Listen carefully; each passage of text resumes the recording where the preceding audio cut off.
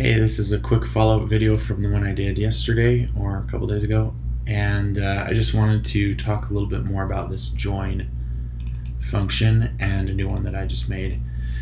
So I was trying to figure out how to organize the folders here, and I decided to just put this file in the same folder as products because it does return a product type.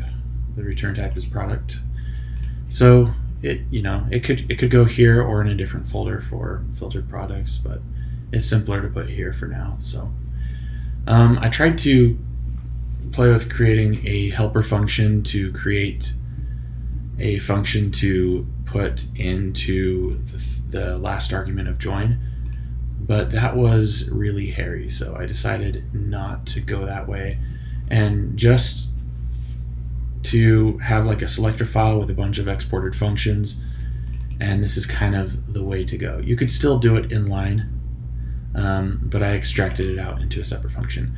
So here's the new function that I created. It's called joinSelectors, and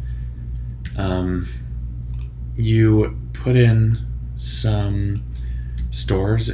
So at this point it's the same as join, but then the third argument, instead of all this stuff here, there's some repetition here that really isn't worth it if you're only going to define one or two selectors. So I decided to create a shorter method so that you could just define a single selector.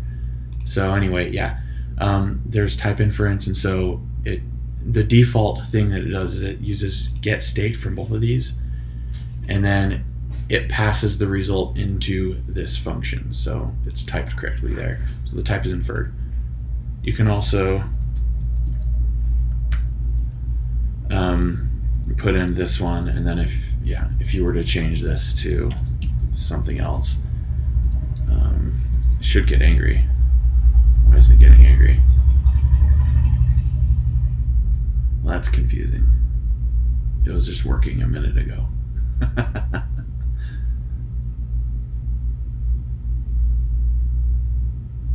I'm getting a console error. This is weird.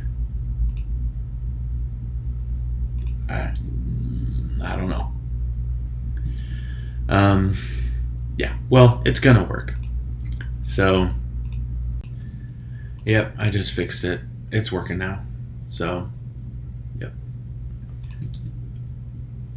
I can change it back, and it works.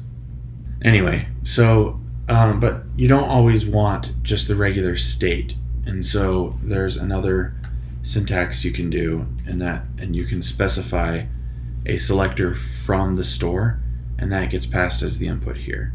So that is a number. So because it's the total price. So yeah, pretty happy about this. I think this is going to be a good minimal way to join selectors, and what is returned is a similar interface to what join returns. You're not defining the name of a new selector here, and so what the result ends up going on is just a get state. So yeah.